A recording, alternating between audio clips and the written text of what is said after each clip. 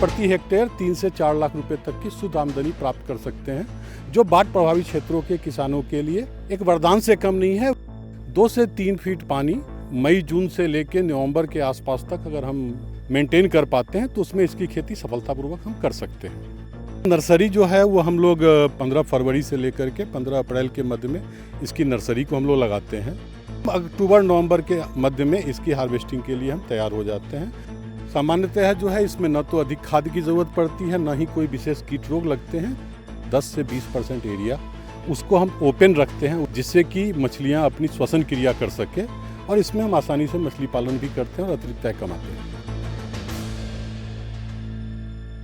बिहार में सिंघाड़े की खेती तो बहुत समय से हो रही है, लेकिन पिछले कुछ समय से इसमें जो एक बदलाव देखने को मिला वो ये भी कहा जा सकता है कि यहाँ पर जो किसान हैं वो अब कांटे रहित सिंघाड़े की खेती की तरफ बढ़ रहे हैं। लगातार जो यहाँ पर कृषि वैज्ञानिक हैं वो किसानों को इस सिंघाड़े की खेती के लिए कह रहे हैं, और इसके पीछे कई कारण भी है। चाहे वो बात की जाए इसकी हार्वेस्टिंग में आसानी, जो मुनाफे की बात की जाए वो बेहतर है।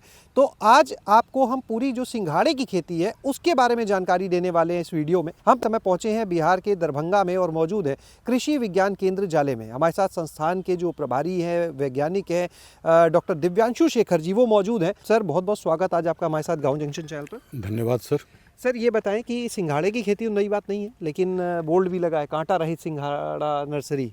तो ये मतलब इधर किस वजह से आप लोग ज़्यादा प्रमोट कर रहे हैं? जाहिर है कुछ फ़ायदा होगा किसानों का।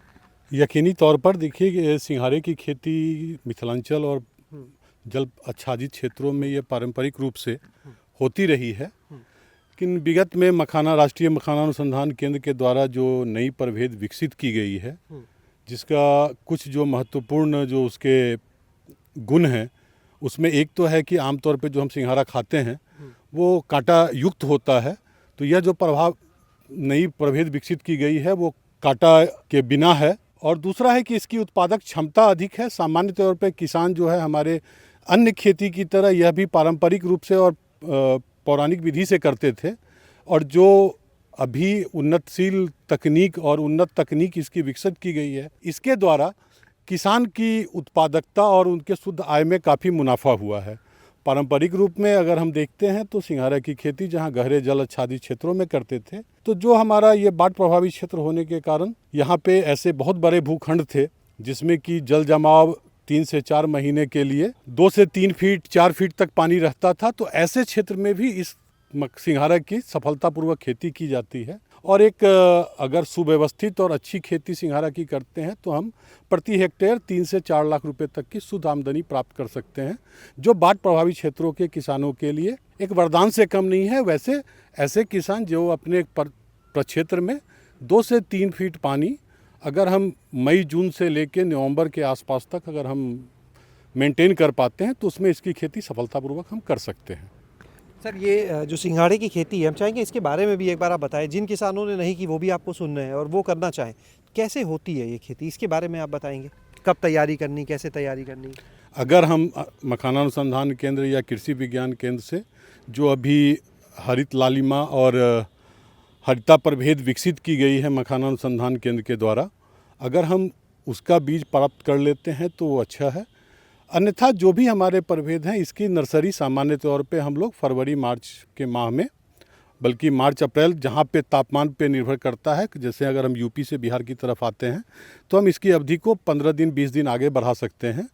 तो उनका नर्सरी जो है वो हम लोग 15 फरवरी से लेकर के 15 अप्रैल के मध्य में इसकी नर्सरी को हम लोग लगाते हैं। और हमारा जो पौधा है वो मई जून से तैयार रहता है ट्रांसप्लांटिंग के लिए। तो वो डिपेंड करता है कि हमारा प्रक्षेत्र कब तैयार हो रहा है। तो हम अगर इसको जून जुलाई के माह में अगर रोपते हैं तो हम अक्टूबर नवंबर के मध्य में इसकी हार्वेस्टिंग के लिए हम तैयार हो जाते हैं। तो जो हमारा अगर पौधा फील्ड में कहें तो फील्ड कंडीशन में हमको मई से लेकर नवंबर के मध्य का समय, और नर्सरी के लिए फरवरी से मई का समय।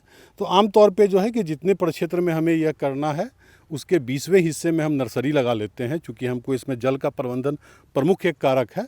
तो हम छोटे से क्षेत्र में नर्सरी तैयार करते हैं और इसको मई के समय में 1 मीटर की दूरी पे हम इसको ट्रांसप्लांट कर देते हैं। और सामान्यतः जो है इसमें न तो अधिक खाद की ज़रूरत पड़ती है, न ही कोई विशेष कीट रोग लगते हैं। अगर थोड़े बहुत इसके प्रभाव होते हैं तो इनको हम आसानी से नियंत्रित कर सकते हैं। सर इसका जो पौधा है जो लगाने की बात है नर्सरीज लेने के बाद, अब जैसे मई जून जुलाई ये समय निकल चुका है, क्या अभी अवसर है, अभी किसान जो है पौधा लगा सकते हैं? ये सामान्यतया जो किसान सिर्फ सिंघाड़े की खेती करते हैं वह इसको अर्ली लगाते हैं, जिससे कि अर्ली इनका तैयार हो जाए और बाज़ार से अच्छी कीमत प्राप्त हो सके। लेकिन वैसे किसान जो मखाना हार्वेस्ट करने के बाद इसकी खेती करते हैं तो वो अगस्त के तक इसकी रोपनी करते हैं। हालांकि थोड़ी इससे उत्पादकता उनकी कम होती है, लेकिन ये एक अच्छा विकल्प है, तो वो अगस्त के महीने तक इसकी ट्रांसप्लांटिंग कर सकते हैं। दूसरी चीज़ है कि अगर अभी के समसामयिक देखें तो जिन किसानों ने मई में लगा रखा है या जिनकी नर्सरी तैयार अवस्था में है, जैसे हमारे पीछे यह नर्सरी है जिससे हम पौधा किसानों को देते हैं, तो इसमें अगर देखते हैं तो अब चूँकि तापमान बढ़ रहा है तो गलन की समस्या आती है। तो गलन की स्थिति में हम लोग ब्लाइटॉक्स का प्रयोग करते हैं, और अगर कुछ देखें कि पत्ता छेदक कीट भी इसमें लग रहे हैं तो वैसे में हम क्लोरोपोरिफॉस का इस्तेमाल किसान इसमें करते हैं, जिससे कि हम अपने पौधों को स्वस्थ और अच्छा रख सकें।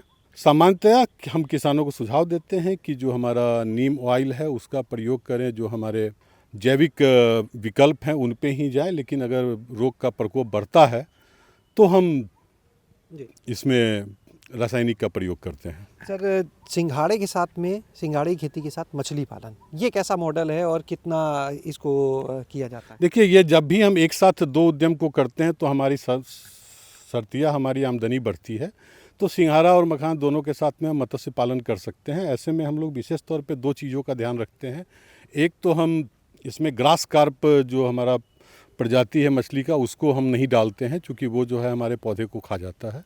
तो अगर हमारे प्रक्षेत्र में ग्रास कार्प के अलावा जो हमारे मछलियां हैं उनका हम प्रयोग कर सकते हैं। और दूसरा करते हैं कि हम कम से कम अपने प्रक्षेत्र में 10 से 20% एरिया उसको हम ओपन रखते हैं, उसमें हम फसल नहीं लगाते हैं सिंघाड़ा या मखाना की, जिससे कि मछलियाँ अपनी श्वसन क्रिया कर सके।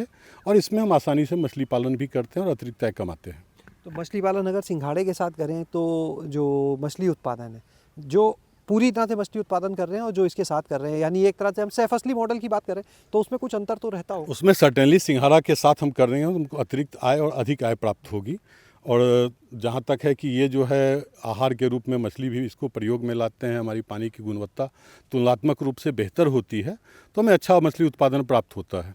कोई अगर आपसे इस बारे में और जानकारी लेना चाहे इस पूरे खेती के मॉडल के बारे में तो कैसे संपर्क कर सकता है? कोई नंबर अगर आप देना चाहें तो हम चाहेंगे ज़रूर आप बताएं। ये कृषि विज्ञान केंद्र के ईमेल आईडी पे भी आप भेज सकते हैं। हमारा जो मोबाइल नेटवर्क है उसके थ्रू भी आप आ सकते हैं। व्हाट्सएप के थ्रू भी हमसे जानकारियाँ प्राप्त कर सकते हैं। तो केवीके के फेसबुक और व्हाट्सएप अकाउंट के साथ साथ जो राष्ट्रीय स्तर पर जो केवीके पोर्टल है उसके थ्रू भी आप हमसे जुड़ सकते हैं। किसान सारथी के थ्रू भी हम लोग जुड़े हुए हैं। कोई नंबर सर देना चाहेंगे? मेरा नंबर हुआ 9939809019। तो उस पर आप व्हाट्सएप भी कर सकते हैं, कार्यालय अवधि में आप कॉल भी कर सकते हैं। यहाँ से पौधा भी ले सकते हैं और नर्सरी का पौधा भी ले सकते हैं। मखाना और सिंघाड़े के पौधे यहाँ उपलब्ध हैं। बहुत बहुत शुक्रिया सर इस महत्वपूर्ण जानकारी के लिए। तो आपने देखा आज यहाँ पर खेती के इस मॉडल को, ये जो सिंघाड़े की खेती है बिना कांटे वाली, वो जो है उसमें उत्पादन बेहतर मिल रहा है। और दूसरी चीज़, इसके साथ में आप मछली पालन भी कर सकते हैं, यानी सहफसली की जो बात होती है। तो यहाँ पर मछली पालन और सिंघाड़े की सहफसली का ये मॉडल है, जिससे आप 1 हेक्टेयर में अगर सिर्फ सिंघाड़े की बात करें तो लगभग 4 लाख रुपए, उसके अलावा मछली पालन भी कर रहे हैं तो उससे अतिरिक्त आमदनी, तो एक अच्छी आमदनी यहाँ से की जा सकती है। शैलेश अरोरा, गाँव जंक्शन। गांव जंक्शन को सभी सोशल मीडिया प्लेटफॉर्म्स पर फॉलो करें। व्हाट्सएप चैनल और जीमेल आईडी पर भी संपर्क साध सकते हैं।